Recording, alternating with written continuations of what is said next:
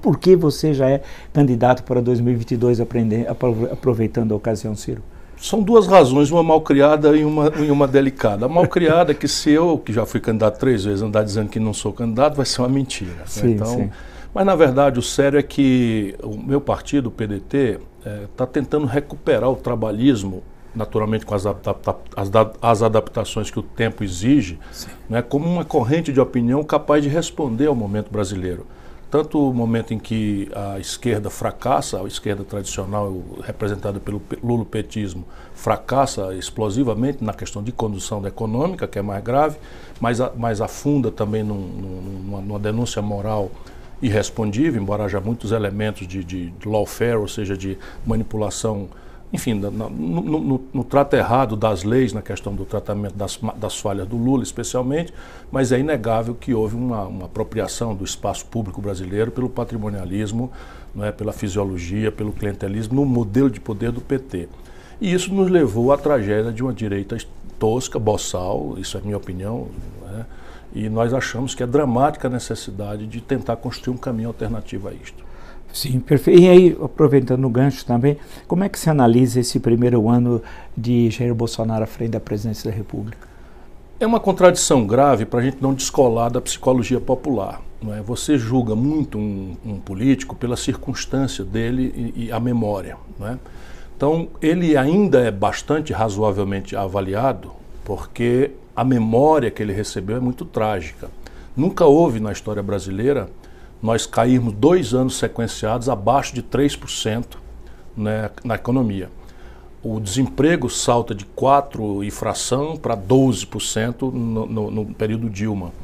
Não é? O colapso da moeda acontece de praticamente subtrair metade da capacidade de compra do povo brasileiro. Isso depois de praticamente 10 anos em que a sociedade brasileira experimentou um fluxo de renda, de crédito, de valorização das riquezas brasileiras no estrangeiro, que alimentou uma justa ilusão no conjunto da população de que as coisas agora iam melhorar, e houve uma sensação de fraude.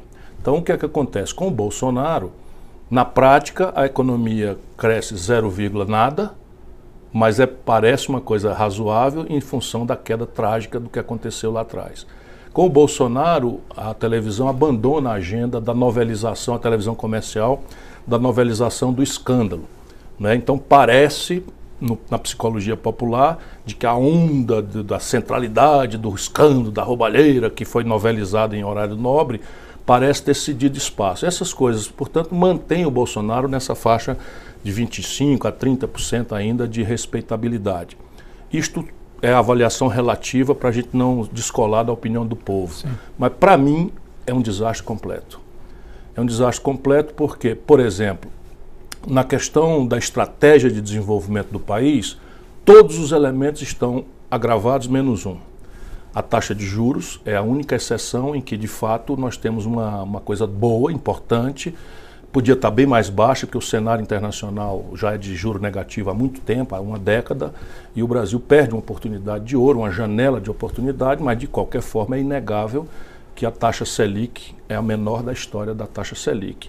E isso começa discretamente a restaurar o vínculo dos dinheiros com o financiamento da economia, que antes o dinheiro no Brasil só produz dinheiro em si mesmo, e isso está destruindo o país. Praticamente o Estado brasileiro e a política virou uma espécie de catéter, né, sugando as energias de quem trabalha e produz para o rentismo, para a especulação financeira. Na medida que você reduz a taxa de juros, esse é o lado positivo.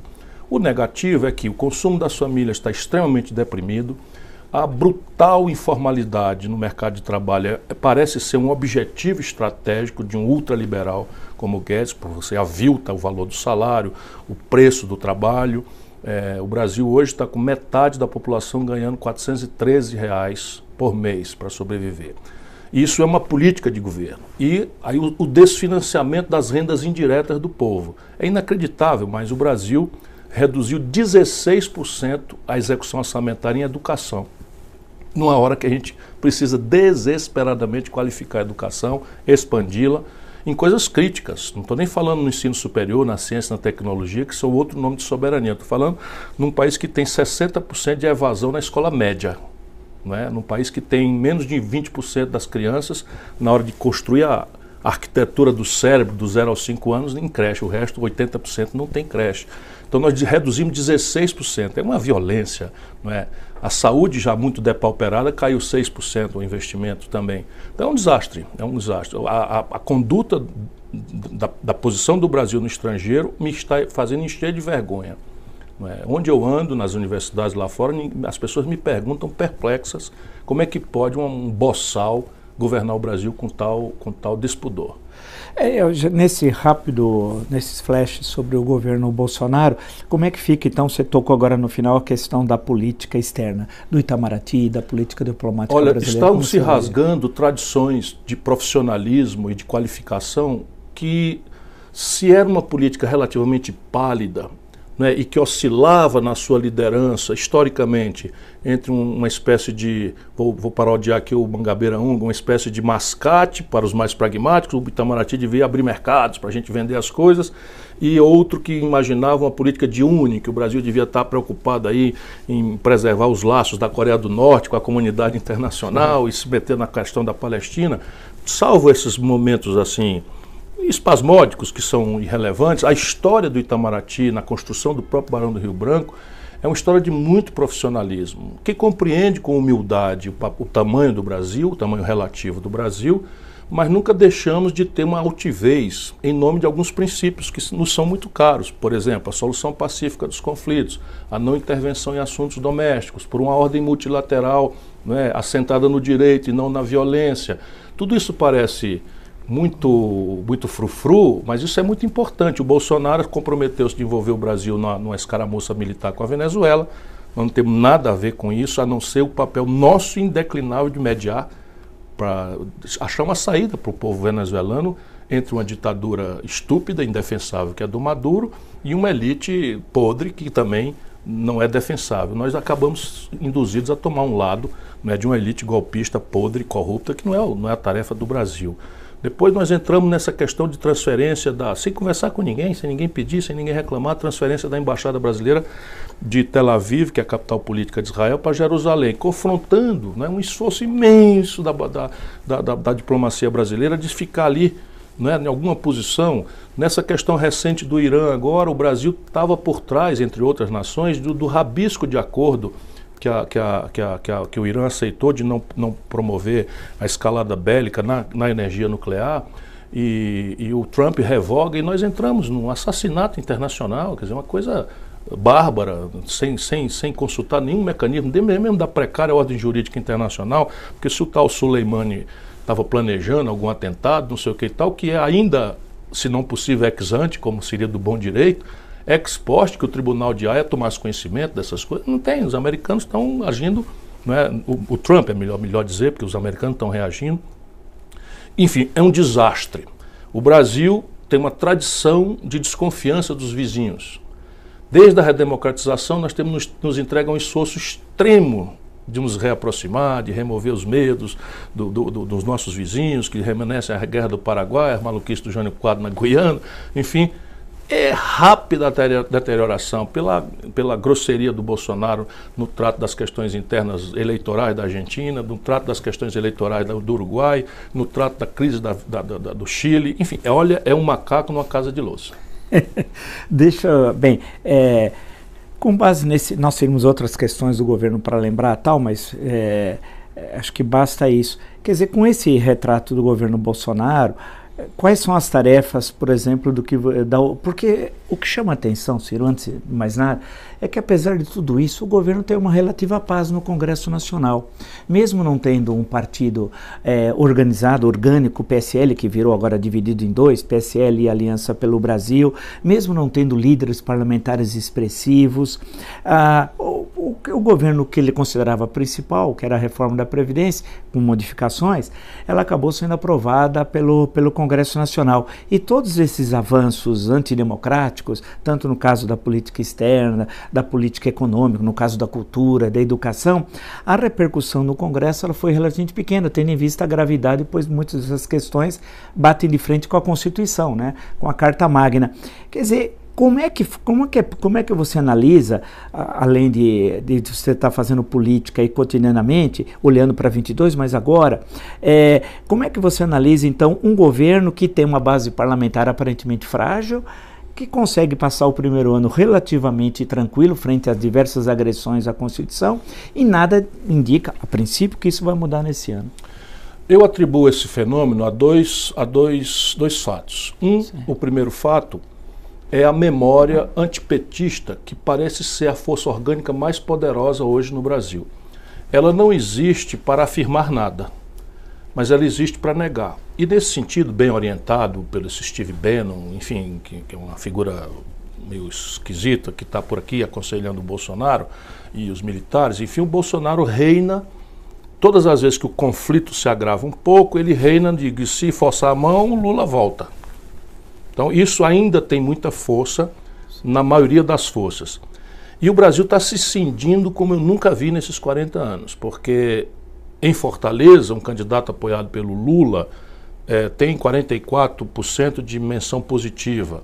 No Rio Grande do Sul, um candidato apoiado pelo Lula parece ter 70% de menção negativa, a mesma figura, com todas as contradições. Isso me preocupa muito. Então essa força antipetista, pelo menos no Congresso Nacional, galvaniza aquela brutal inorganicidade de Centrão, MDB, confusões que tal, etc, etc. A outra questão é que a agenda do primeiro momento, professor, é uma agenda muito em linha com o que o centro do poder econômico brasileiro pede. Portanto, aqui o Congresso não está dando paz ao Bolsonaro pelo Bolsonaro. Apenas o Bolsonaro tem um ponto de interseção nessa agenda reforma trabalhista, reforma previdenciária, da forma como foi desenhada, com aquilo que o estamento plutocrata brasileiro acha que é a melhor agenda para o país. Onde é que eu vou tentar demonstrar isso? Em todas as tentativas que o Guedes fez de caminhar para a questão fiscal. Então, na questão fiscal, é flagrante que não há solução no Brasil cortando as despesas como a retórica demagógica propunha. Tá lá, fecha os ministérios e tal. Então fecha os ministérios. O Guedes fundiu para si 3 ministérios. Eu fui ministro da Fazenda, que é o ministério que ele ocupa. No meu ministério da Fazenda tinha 5 secretarias, que são uma espécie de vice-ministro. Cada um deles tem um carrão preto, um cartão corporativo, diário, apartamento funcional, etc. O Guedes tem 21. Esses papos furados que vicejam no Brasil, sem fazer conta. Não é que não tenha muito desperdício, muita bobagem, tem, mas não se acha bilhão para resolver o drama brasileiro, que está na centena de bilhão, né? Ou na 2 centenas de bilhão, referindo aí o déficit primário do país, sem falar na taxa de investimento criticamente baixa. Pois bem, na hora que o Guedes propõe, por aqui, por ali ou por acolá, ele não encontra prosperidade, não avança. E isto vai revelar o limite do poder real da relação dele com o Congresso Nacional. E tem um terceiro fator, que é adjetivo e está para todo mundo. Qualquer um no Brasil, nesse presidencialismo maluco brasileiro, que é o primeiro ano, o cara anda nu na rua e a turma, parabéns. Sim. Então, mais ou menos isso. Então. Agora, para retroagir e depois avançar, o cenário, como que você analisou, e como participante ativo, do cenário eleitoral de 2018, já que foi um cenário aparentemente atípico em relação às eleições presidenciais desde 1989, né? Foi um cenário muito particular, inclusive porque houve um atentado a 6 de setembro daquele ano, em que tem uma interferência no processo eleitoral. E houve uma emergência nas eleições para o parlamento e alguns governos de estado e nas assembleias legislativas do aparecimento do que se chamou, na falta de uma melhor expressão, de nova política tal. Como é que você, como participante ativo desse processo, analisa o que aconteceu em 2018?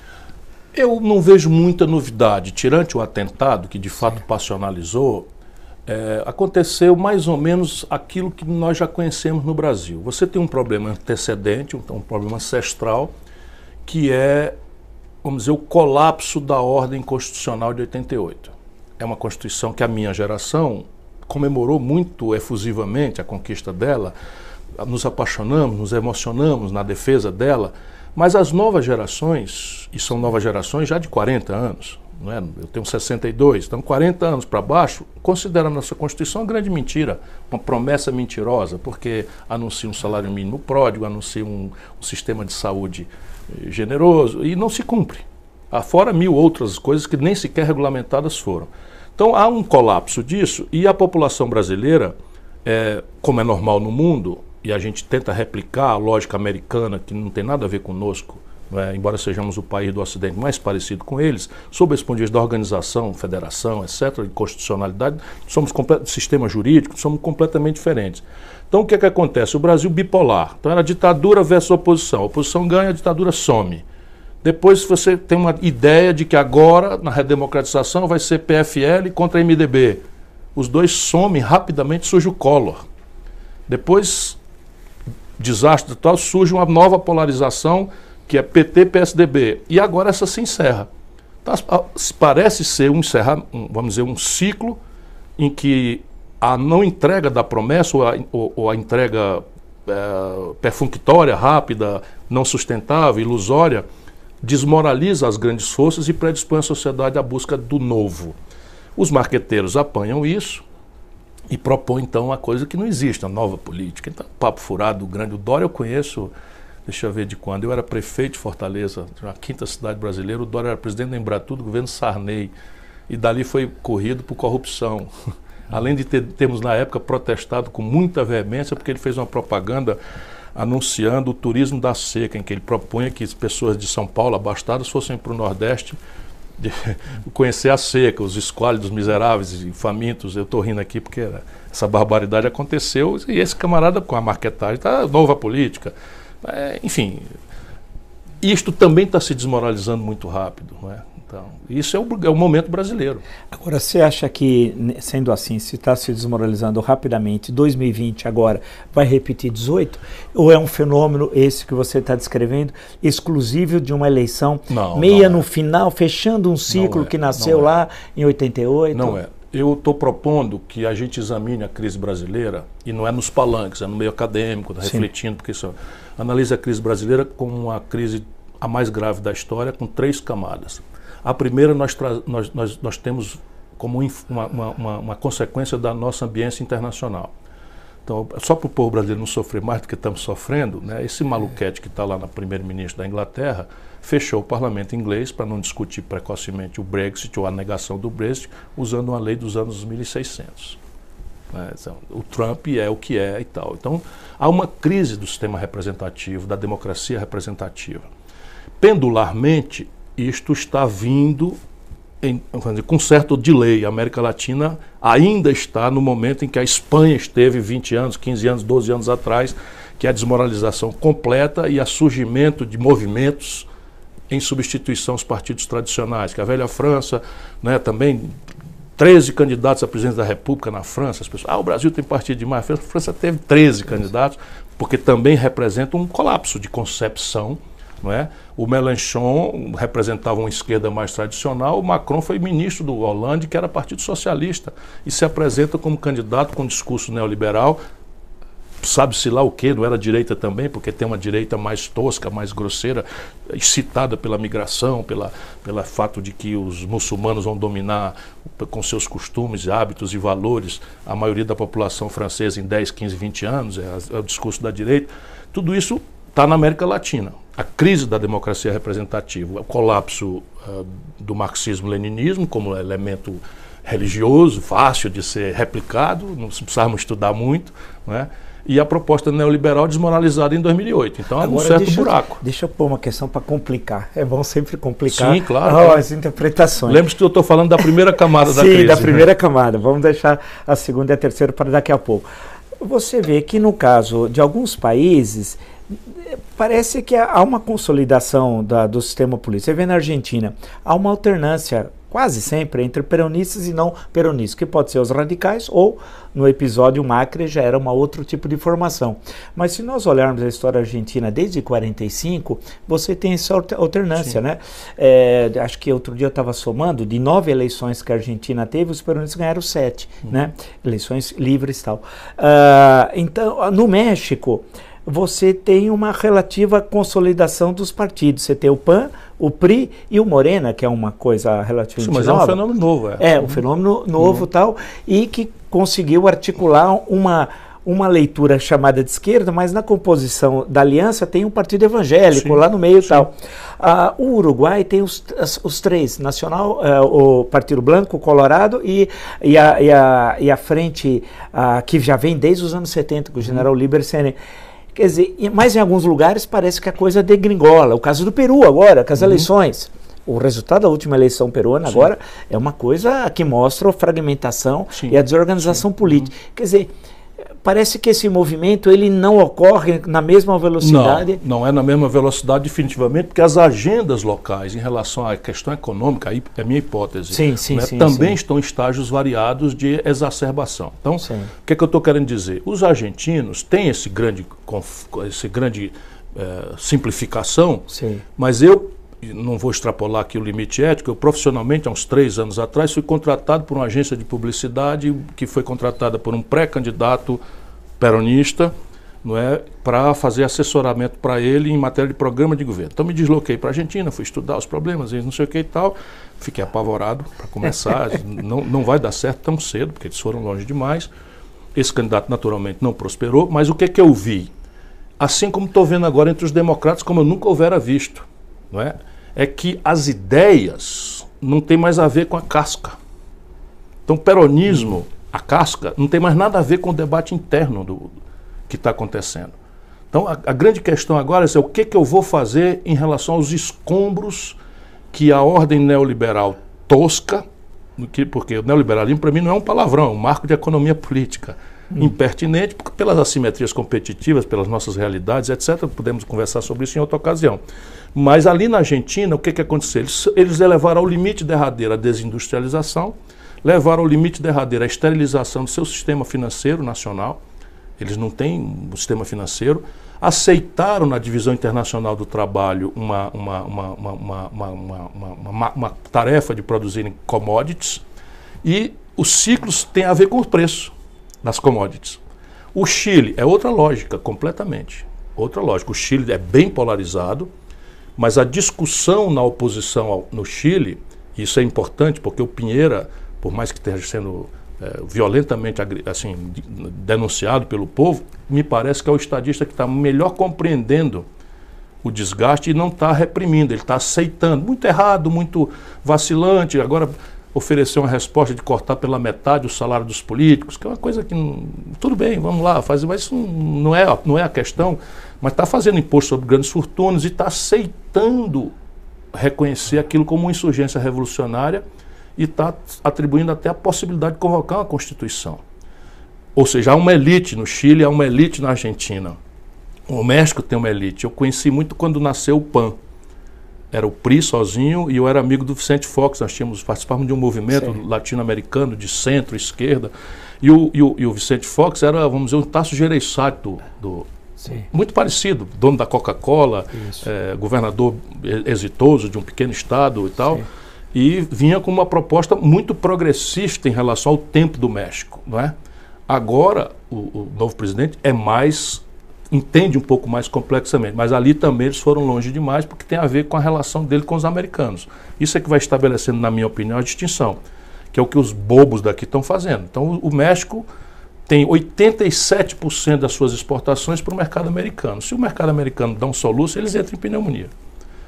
E a metade de baixo do México só tem um jeito, migrar. Então, diferente do Brasil, que caoticamente nós ainda temos uma certa elite, para o mal ou para o bem, temos uma certa elite, há uma certa resistência na elite brasileira, nós não internacionalizamos nosso sistema financeiro, por mais que cometam abusos, nós ainda temos 10, 11% do nosso PIB uma indústria, num país como o nosso, nós temos os ovos colocados em muitas cestas, não é? Nós exportamos para cá, para colar, e temos uma elite acadêmica muito importante, que muito precariamente, mas muito machucada, muito com medo da política, não quer... Está sendo, aliás, repelida pela política, porque o Bolsonaro faz a apologia da ignorância. Esse Weintraub é um absoluto... Ele não seria, no Ceará, ele não seria absolutamente nem vereador, por desqualificação moral, intelectual, enfim. E aí, mas me parece que essa crise é flagrante, esse componente da crise, uma desconfiança do povo na linguagem da democracia, que é a política. A segunda, eu já mencionei aqui, posso ser mais breve, é o colapso da Constituição de 88, como uma promessa social-democrata, um welfare state tropical, que virou uma grande mentira, e há um poder usurpador do poder constituinte, original, que é do povo, que está reconstitucionalizando o país na direção oposta. Porque se você perguntar ao povo, no Pacto Fundamental, de quem é a responsabilidade pela saúde pública, 85, 86, 88% do povo vai dizer do governo, do Estado. Não é? Se você perguntar educação, problema seu, das empresas, da sua família ou do governo, 85% vai dizer do governo. Então, nós somos um povo que tem um apetite, vamos dizer, um valor social-democrata. As pessoas também não querem a abolição da propriedade privada, elas compreendem, mas ainda entendem, em esmagadora maioria, que a tarefa de animar o desenvolvimento também é de uma parceria guiada, liderada, hegemonizada, pelo menos intelectualmente, pelo governo. E eles estão reconstitucionalizando o país na direção oposta. Isso cria esta contradição tremenda. E a terceira crise... Desculpe, outra vez, sendo até... Eu que estou falando demais, estou inspirado pela sua... Não, mas está ótimo. Na segunda, então, nessa segunda camada, nesse caso, se a Constituição teve mais de 100 emendas num prazo tão curto de tempo, né? 3 décadas de vida. Nesse caso é necessário uma nova Constituição e aí, portanto, uma nova Assembleia Nacional Constituinte, ou a tarefa vai ser de qualquer governo continuar fazendo emendas sucessivas? Nós, assim, que eu sou profissional do direito, professor de direito constitucional, não posso me chamar um constitucionalista, como eu quase ia dizendo aqui, mas nós que apreciamos o direito constitucional, os curiosos do direito constitucional, não reconhecemos poder constituinte original no sistema representativo tradicional. Então, salvo uma ruptura que está parecendo acontecer no Chile, aqui todo e qualquer processo constituinte tem que derivar para o poder constituinte derivado, me perdoe o pleonasmo. Então, que é a emenda. O que quer dizer que as cláusulas pétreas estão intocáveis. O Haddad, por exemplo, ninguém entendeu no debate, eu perguntei para ele, que história é essa de constituinte? Porque o Bolsonaro e o Mourão estavam propondo também. Sim. Que é uma coisa que, sim, nós temos que reformar o país pela emenda. Só que a emenda, ela não pode colidir com as cláusulas pétreas. Claro. Então, por exemplo, é cláusula pétrea, no caso do Brasil, não é a federação. A federação, mas eu quero dizer também na questão das liberdades públicas. Sim, o artigo 5º. As liberdades públicas estão ali. Então, se você não pode selecionar um roteiro de cinema ou de televisão para financiar ou dar o atestado para financiar, como o maluco da Ancine propôs. Você não pode fazer isso porque colide com a cláusula pétrea, não é? O que nos leva a outro drama lateral a esse, que é como está tendo toda essa malversação do poder constituinte, há uma brutal judicialização da política no Brasil, né? Essa é a segunda camada da crise. E a terceira é uma crise que predispõe o povo ao autoritarismo, que é o medo. O medo do estar na vida, o medo do futuro, o medo de como seu filho ou sua filha vão ou não vão voltar para casa hoje. Então são 55 milhões de pessoas entre abertamente desempregadas ou vivendo de bico. 63 milhões de pessoas com nome sujo no SPC. 100 milhões de pessoas ganhando R$413 em média por mês. Estou rindo aqui para não chorar, né? 66 mil estupros no último ano oficialmente levantado. Então, este caldo de cultura, né, vem em antagonismo com uma rampa de ascensão social via crédito. Subiu de 17% para 55% do PIB. Salário mínimo subiu de $100 a valor de compra equivalente para $320 no período Lula. E com o período Dilma, tudo isso dá para trás. Então, as 40 milhões de pessoas foram e 40 milhões de pessoas foram de volta. É ódio. E a velha esquerda, não entendendo nada, se refugia, porque tem um nobre sentimento de solidariedade, se refugia numa agenda identitária que colide de frente, assim, quase como um murro na testa ou no beiço do nosso povo, com a sua agenda identitária. Aí, abortista. O debate é assim. Sabe?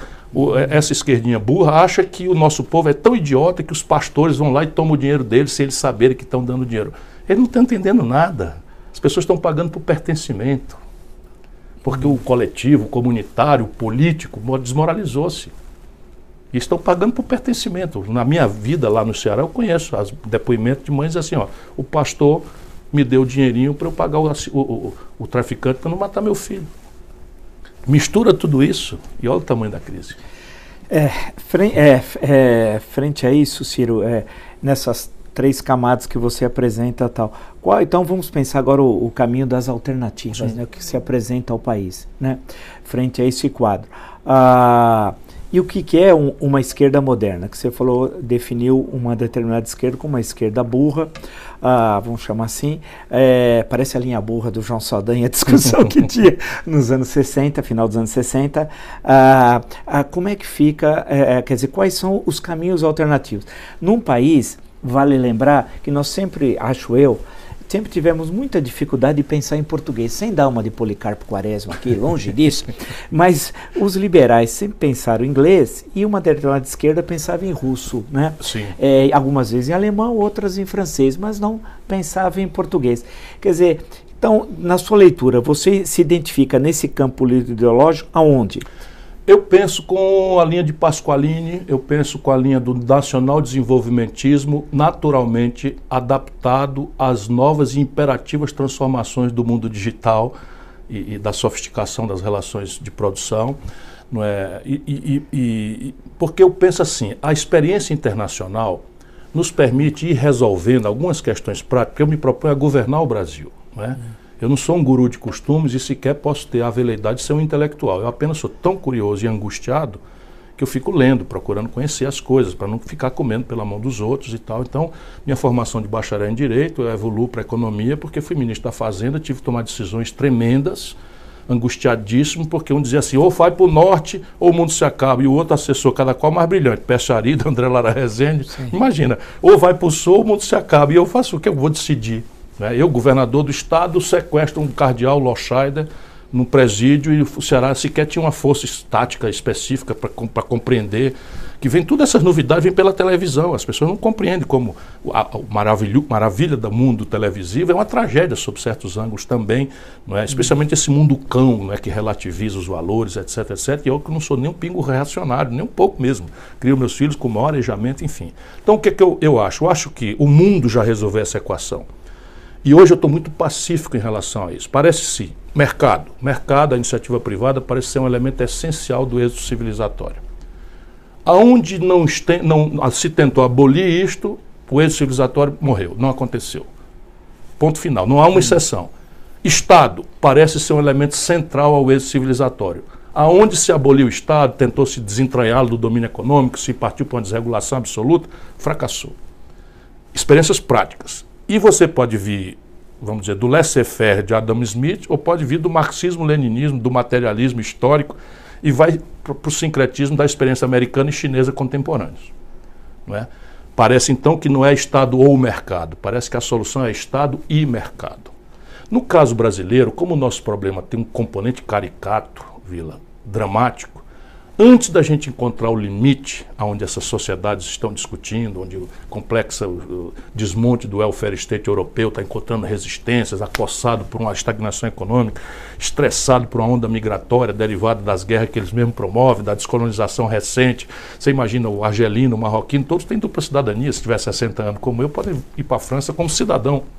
E aí vai as menininhas para aula na França, em plena escola francesa, com a burca, e fica lá o legislador, o vereador, dizendo que fica proibido a menininha de entrar na sala de aula. Não é essa a nossa confusão. Né? A Suécia faz o quê? 10 milhões de habitantes, 1 milhão e 300 mil migrantes dispostos a aviltar os serviços públicos, dispostos a vender o trabalho por qualquer preço, não é? Procurando viver como for possível e tal. Não é o nosso problema. O que é o nosso problema? É a caricatura. Então, se a caricatura nos faz exasperar, assim, sentir uma certa exasperação, ela nos dá sinais de uma solução transitória, pelo menos, muito simples. Eu brinco nas minhas reuniões que eu sei onde estão 200 bilhões de reais para pagar a transição para uma educação que preste. Onde estão? Vamos lá. É simples, é inacreditável. As pessoas devem pesquisar se eu não estou mentindo. Vou lá. O governo Bolsonaro, liderado por um ultraliberal, Paulo Guedes, dispensou ano passado, porque herdou isso, 320 bilhões de reais de renúncia fiscal. Não estou falando de sonegação, que eu já enfrentei muito, como governador, como prefeito, e tem uma margem imensa. Esqueça isso. Só o oficialmente dispensado são 320 bilhões sob um governo reacionário. ultraconservador, dito ultraliberal, como o Paulo Guedes. Se eu cortar 20%, eu estou achando aí 64 bilhões. 64 bilhões de reais. Lá no Ceará nós fizemos isso acima da linha d'água. Porque os incentivos, essas renúncias fiscais são para atrair empreendimento, para incentivar, para falar, ok, chamamos os empresários antes que a crise chegue, cortamos 15% negociando. Estou falando de cortar 20% no Brasil. A Localiza, que é uma empresa de locação de veículo, não paga imposto. E faturamento dela, 60% é vender carro sem imposto, porque ela compra sem imposto. Tudo fraude. Você tem, assim, eu sei onde estão as andorinhas dormindo, são 62. Se nós cobrarmos o que eu, Ciro Gomes, ministro da Fazenda do presidente Itamar Franco, já cobrei neste mesmo país amado, por você e por mim, um imposto sobre lucros e dividendos empresariais, não estou falando do reinvestimento, só aquilo em linha com as melhores práticas internacionais. Por exemplo, esse tributo foi aumentado na crise de 2008 nos Estados Unidos e só o Brasil, a partir do Fernando Henrique e do Lula, não paga. Se eu cobrar o que eu já cobrei, a gente arrecada 70. Dá mais 70 mais 64 dá 134 bilhões de reais.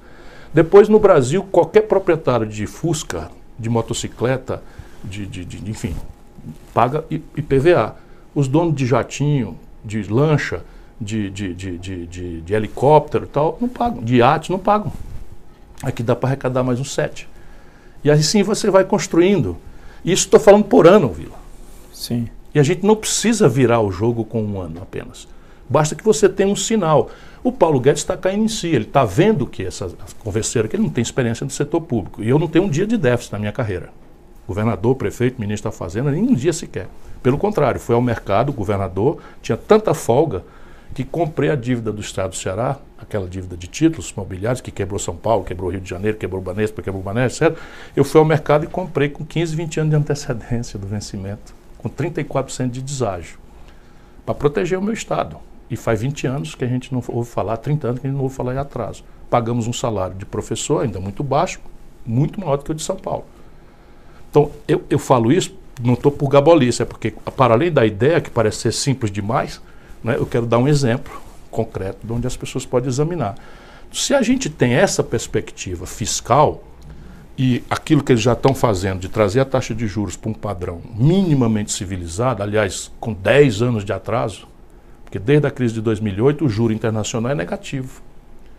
Então não tem arbitramento. O Brasil já podia estar com a taxa de juros a 4%, fazendo um trabalho de descartelização do sistema financeiro, estimulando as fintechs. Você restaura o financiamento, como já está começando a acontecer espontaneamente. Ajudar as famílias a superar o endividamento explosivo, que representa 60% das energias motrizes do crescimento do PIB. Ajudar o empresariado a reestruturar seu passivo. Nós temos 360 bilhões de dólares de reservas cambiais, que o PT se orgulha. Ah, temos 360, agora o Guedes está queimando. O Guedes está queimando, é um absurdo, é perigoso, não devia fazer. Mas o PT construiu isso tomando dinheiro emprestado a 14% para emprestar a zero em dólar. Isso é um absurdo completo. Por isso que eu estou dizendo, para quem conhece o ramo, o Brasil precisa ter 200 bilhões de dólares já com folga. Tem 160 bilhões de dólares de reserva necessariamente caras. Que a gente podia, parte disso, transformar num fundo soberano para reestruturar a dívida de empresários que quisessem investir, com determinadas condições, objetivos, nada de campeões nacionais, nada disso, né? E ao mesmo tempo pagar uma parte importante da dívida interna brasileira, né? Enfim, eu fico animado porque tem saída para o Brasil. E nesse caso, né, das saídas, né, agora olhando 2020 para 2022, quando o Brasil vai fazer 200 anos, inclusive, hoje, grosso modo, apesar que no Brasil prevê com 2 anos... Quem seria a Semana de Arte Moderna, que é 22 também. É verdade, é verdade. Nós estamos conversando no bastidor aqui. É verdade. Tarsila do Amaral seria a Anitta ou... Agora o cenário aqui cultural é desesperador. Mas, veja... Ali, Regina Duarte. Agora não, veja... eu estou estimulando a Regina Duarte. Veja o seguinte, nesse cenário, para 2022, 2022 no Brasil 2 anos é uma eternidade. Mas vamos pensar em termos de fazer uma divisão, grosso modo, de alguns possíveis postulantes à presidência da República. No campo mais à direita, nós seríamos o presidente da República, candidato à reeleição, inclusive o candidato é o presidente que mais cedo antecipou uma campanha de reeleição na história recente, né? Afinal, desde 97, que foi aprovada a emenda. Bem, tem ele, provavelmente o Sérgio Moro, é possível que seja candidato também a presidente da República, é uma possibilidade, é assim com candidatos viáveis, tal. Depois tem aqueles outros que não nos interessam. E aí há um monte de coisas de candidatos no centro, que o centro parece um pouco o mercado. Nunca me apresentaram o mercado, eu não sei a idade, se é alto ou baixo, gordo ou magro. É igual durante o regime militar o sistema. Eu não sabia que era o muito prazer, eu sou o sistema. Nunca me apresentaram. Mas o centro, que também é tudo e parece nada, então tem vários candidatos aí ao centro. Um deles, o Luciano Huck, que hoje tenta, inclusive, o Armínio Fraga tem uma entrevista hoje, se dizendo de esquerda, né? A sua concepção liberal para o Brasil seria de esquerda, de acordo com ele. Algumas ideias que ele apresentou, o que eu acho que ele, inclusive, não está errado, porque se o Stuart Mill chegasse hoje ao Brasil, ele seria considerado comunista pelos liberais que estão no governo. Milton Friedman também. Tem algumas questões do Friedman. O Suplicy sempre alega isso. Quem imaginou o renda mínima foi o Friedman. Então, é que nós somos um país tão atrasado, né? Nós somos o extremo ocidente, o Brasil é muito longe da civilização, né? As ideias demoram muito tempo para chegar. Então, aí temos vários que deve ter um candidato do PSDB, não se sabe quem, provavelmente o Dória, se conseguir se viabilizar. Há uns candidatos ao centro, o DEM não sabe bem a posição, etc. O Luciano Huck é provável que saia candidato até pelo Cidadania, mas uma candidatura de centro-esquerda, e aí a gente vai indo para a esquerda. O PT vai ter candidato, como de hábito, desde 1989, deve ter um candidato a presidente. E aí há outras correntes, mas que não tem grande importância eleitoral, né? Você se situa onde? Porque para você ser um candidato no campo centro-esquerda, você tem dizendo o que você se diferencia dos que estão no teu campo político ideológico. E aí é necessário algumas vezes bater de frente, bater no que diria no futebol da medalhinha para cima, né? E nesse caso é necessário que você se dissocie, já está fazendo, pelo que eu acompanho, do PT. Agora, como é possível se dissociar? Se eu estiver errado, você me corrija, do PT. Se você foi, aí vamos pôr um dedo num ponto polêmico, foi ministro do primeiro governo Lula. E se historicamente no Ceará há uma aliança, ao menos dos últimos anos, entre a sua corrente política e o PT. Nesse caso, como definir o PT? Com as palavras que você disse no início da nossa conversa, foram palavras duras, tal, sobre o significado do PT para a história recente do Brasil. Como é que você fez parte desse projeto, se é que fez, aí você responda, e a questão no Ceará é que essa aliança permanece, ou se ela vai terminar nesse processo agora, de 20 ou de 22. Não, como é de seu hábito, com a maior lucidez, você descreveu o tamanho da dificuldade do Brasil e minha. Né? Então, antes de mais nada, reconhecer a tamanha complexidade do quadro. Porque o Brasil é um país, tem essa questão, o Brasil é muito grande, são 27 unidades da federação, o negócio é complicado. E o grande problema é que o adjetivo tomou conta do que devia ser substantivo. Sim. Então, você chamar o Luciano Huck de centro-esquerda é muita licença poética, tá certo? Por quê? Sim. Porque ele está se chamando ele percebe aquilo que eu descrevi aqui, o povo brasileiro está no campo da centro-esquerda. O povo brasileiro não é de direita, o povo brasileiro não é de esquerda, o povo brasileiro tem uma posição de ao centro-esquerda. Traduzindo no substantivo, quer dizer, as pessoas querem um Estado sadio, um Estado limpo, não corrompido, não apropriado de forma fisiológica e corrupta, a serviço da promoção do desenvolvimento e da superação das desigualdades, preservando a vitalidade da iniciativa privada. Isso é muito consenso no Brasil. Assim, uma ultradireita xenófoba, estúpida, boçal, o Bolsonaro bajula essa emergência da manipulação do sentimento de amor ao sagrado de parte da nossa população que aderiu ao neopentecostalismo. Isso tudo é fraude, tudo é malversação do espírito, não é, de boa-fé do nosso povo. O que é que eu vejo simplificando essa confusão? Eu vejo que a direita, essa coisa, independentemente do Bolsonaro, o bolsonarismo representa algo ao redor de 25% do eleitorado brasileiro nesse momento. E não cabe, porque as coisas são decididas assim, não tem tantas ideias quanto candidatos, as ideias são 3 ou 4. E eu vou fazer com que a impostura, a conversa mole, o adjetivo, que não seja como foi na eleição passada, que eu já tentei fazer e vou fazer agora despodoradamente, e aí eu chego na questão do PT. Então, 20%. Não cabe Bolsonaro, Moro e Dória. Não cabe. O Dória pode 1000 vezes se anunciar, não sei de quê, de centro, não sei o que e tal, mas eu estou lá com os arquivos dele, além daquele arquivo não é? Que agora saiu a perícia, o arquivo. Isso é só uma brincadeira. Felizmente ninguém entendeu, deixa para lá, foi uma brincadeira de algum mau gosto. Sim, sim. Mas eu tenho os arquivos dele se estabelecendo, né? Como é? Bolsodória e tal. Sim. Isso ninguém vai perdoar. Ele era Bolsonaro doente, fanático, e cavalou no Bolsonaro para ganhar a eleição. E é um oportunista, enfim, não cabe. Aí vão ter que resolver antes.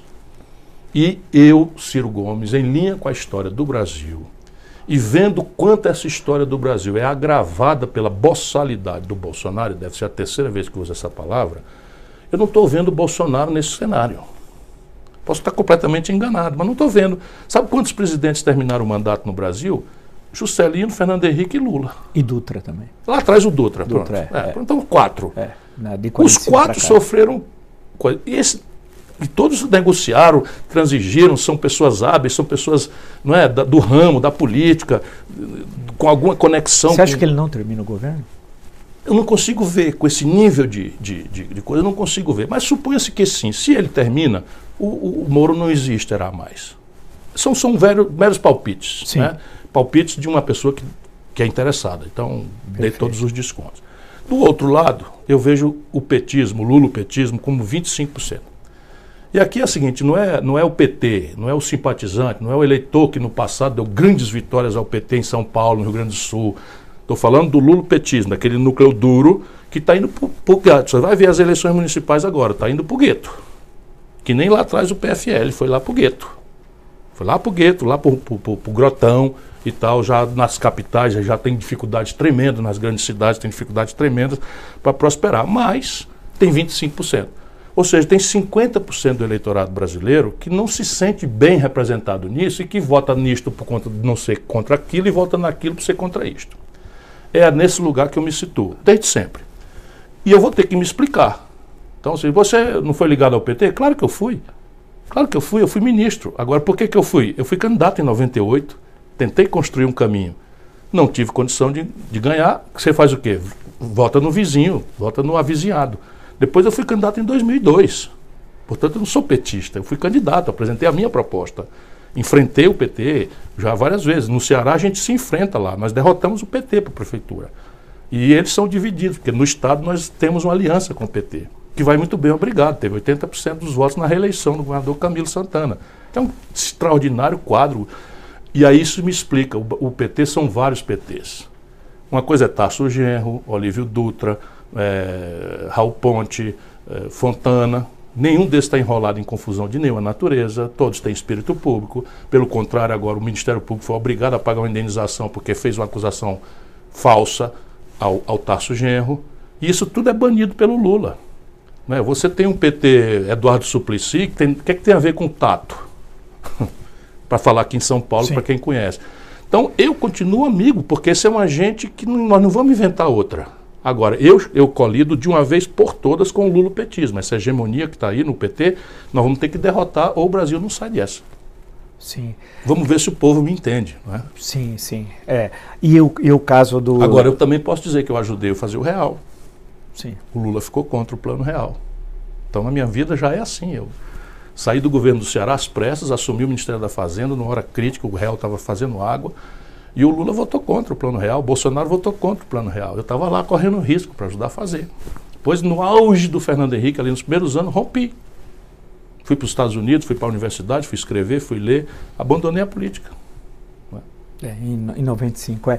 Agora, justamente isso para a gente fechar essa nossa conversa, sempre aí no campo das ideias, né? De pensar como é que discutindo a história recente do Brasil, olhando, tendo a perspectiva para os próximos anos, situando o Brasil na América Latina, né, e no mundo, né, com essas modificações, para discutir essa questão bem contemporânea. E é bom lembrar que se me cobrarem, porque todo mundo faz marcação cerrada, parece a antiga marcação italiana homem a homem e tal. Então, eu não vou entrar naquelas discussões que eu acho menores que aparecem, ou do Fernando Holliday, das coisas. Eu acho isso daí absolutamente desprezível para discutir as questões que interessam ao Brasil, ou de outras coisas. Eu acho que isso não interessa. Tem que discutir questões estruturais de fundo, né? Não ficar naquela pequena, nem vou chamar de pequena política, até exagero, né? Essas coisas que não me interessam.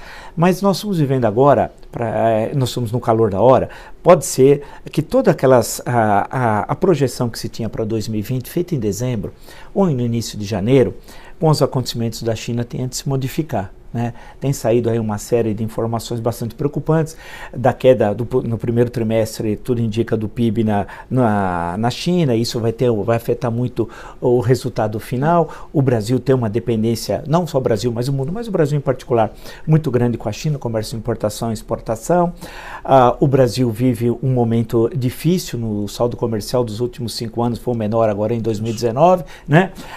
Então, você lembrou a queima das reservas, cerca de 10% para manter a moeda, e por aí vai. Então é uma situação complexa e com os desafios aqui que têm de ser enfrentados. Você lembrou os anos 2015 e 2016, o início da nossa conversa, que foi, acho que, o pior biênio da história republicana, e o grande crescimento de desempregados e toda essa situação. Bem, só para situar quem nos acompanha na complexidade do momento que nós estamos vivendo aqui. E agora?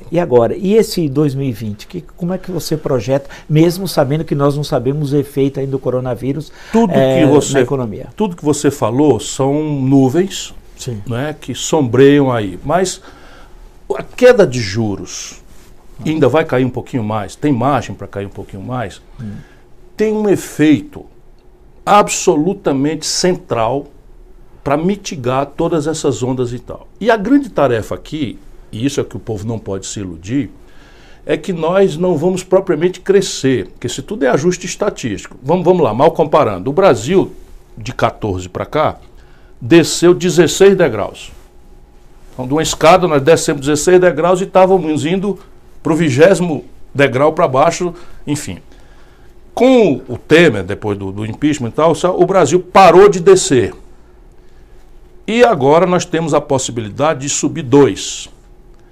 Mas isso quer dizer que, se tudo der certo, o coronavírus não tiver influência nenhuma, a taxa de juros produziu o fenômeno que ela certamente produzirá, de atenuar, né, a trava no desenvolvimento, essa uberização da economia, fazendo a renda, não digo individual, mas o volume de renda melhorando um pouco, na margem, você sai de 12 para 11 fração do desemprego aberto, começa a fraudar a própria novilíngua, né, de que o camarada que está com uma caixa do iFood nas costas, né, é um empregado ganhando R$5 por carreira, forçando a mão, você tem a possibilidade de subir 2 degraus. Significa 2 e fração, a mim não me surpreenderá se acontecer.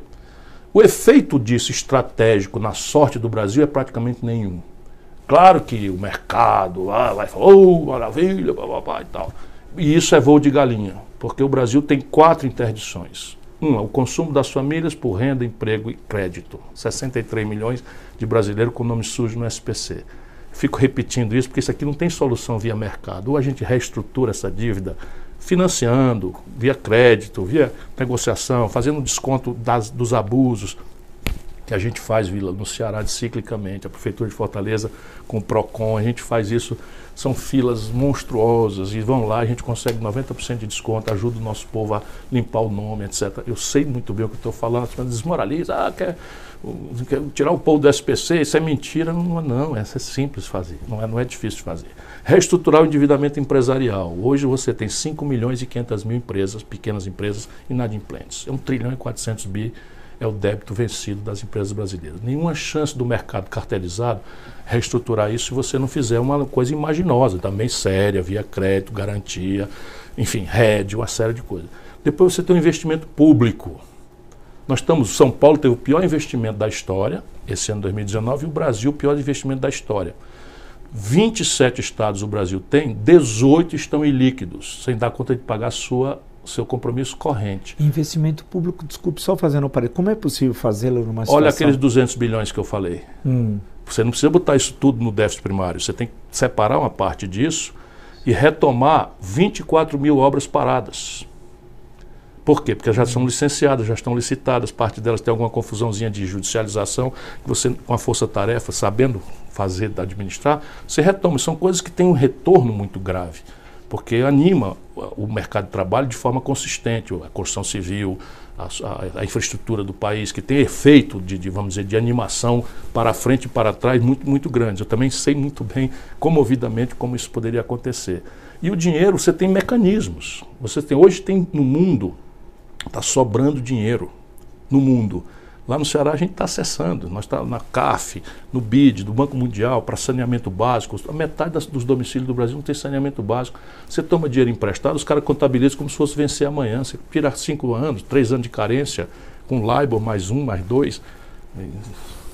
Dá para fazer uma força-tarefa se nós tivéssemos um Roosevelt e não um idiota como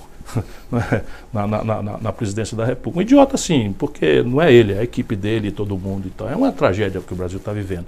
Então veja, esse é o outro. E o quarto problema é que cresceu 2 pontos, como o país está destruindo sua base produtiva moderna, na mesma hora que o consumo se anima, explode a importação. Que é o fenômeno que derrubou a Dilma. Quando o Lula explode a importação, nós estamos vendendo petróleo a $110 o barril. Essa importação com a Dilma ficou desfinanciada porque o petróleo caiu para $30. Essa é a explicação. E vai acontecer agora com o Bolsonaro. Esse aninho da graça de 2020, ao crescer 2 pontos, que é a média do ano 80 para cá, sabia? Está aí a trava e ninguém quer ver. Cresceu 2 pontos, o país quebra. Quebra sim. Fica líquido, o câmbio desvaloriza, já está sendo precificado. E aí transmite para os preços, porque basta a economia aquecer, os preços vão sentir o retorno do dólar. Você não compra dólar, mas come pão. Pão é trigo, né? E trigo é dólar. Tu já está acostumado a ver eu explicando isso. Então, se a gente faz um diagnóstico correto, por isso que não podemos botar um estagiário mais na presidência da República. Quem que seria o estagiário? No caso, para mim, o Luciano Huck. Isso é inacreditável. Eu tenho medo de ofendê-lo, porque eu tenho uma relação pessoal cordial com ele, com a Angélica. Não fui o casamento dele e tal. Não é nada disso. Eu não sei como é que ele se propõe, sabe? Assim, eu paro numa esquina e vejo aqueles malabaristas. Eu acho maravilhoso aquilo. Eu não tenho capacidade mental nem para saber como é que começa a treinar aquilo. Agora, daí eu vou, admirável como são esses artistas, eu vou pegar meu filho e entregar com apendicite para um malabarista cuidar. Assim, não dá. Né? O Bolsonaro é um estagiário. O estagiário nunca administrou nada, nem na vida pública, nem na vida privada. Primeira experiência, presidência da República. Fernando Henrique nunca administrou nada. Por que administrar alguma coisa? Para ter experiência. O Lula nunca administrou nada. Será que o país não está vendo isso? Veja aqui, se a gente fosse continuar, nós ficaríamos aqui, porque a conversa é boa, é sempre bom dialogar, trocar ideias sobre o Brasil, sobre a história recente do Brasil, traçar perspectivas, discutir questões mais estruturais de fundo da história brasileira no campo econômico, no campo político, no campo social. Acho que foi um grande prazer poder ter esse bate-papo aqui com você. Ciro, o pessoal pedia muito, falava, Ciro. Falei, era uma questão mais de acertarmos aí a questão da agenda, da sua agenda, sua vinda a São Paulo. Então acho que foi muito bom essa troca de ideias, porque o nosso intuito aqui é justamente isso, né? É tentar elevar esse debate tão baixo, tão rasteiro, muitas vezes no campo pessoal, que isso aí não leva a nada no momento que o país vive uma situação tão grave. O nosso século XXI é desesperador. Se nós lembrarmos que até o final dos anos 1970, o Brasil foi o país que mais cresceu no mundo ocidental. Então isso é terrível. Então a ideia é sempre trocar essa. Então agradeço muito você ter aceito. Eu agradeço, mais uma vez me desculpo consigo e com sua imensa legião de admiradores, entre os quais eu modestamente me incluo. Eu terminei o ano exausto. Fiz 84 palestras, uma praticamente a cada 3 dias, estive com 60 mil pessoas individualmente em auditórios, porque eu também penso isso, né? O Brasil não precisava estar passando por isso. O nosso problema, antes de mais nada, é um problema de incompetência. A corrupção agrava, passionaliza, a preguiça agrava, passionaliza, as interdições ideológicas atrapalham muito, mas o nosso problema mais grave é a burrice e a incompetência.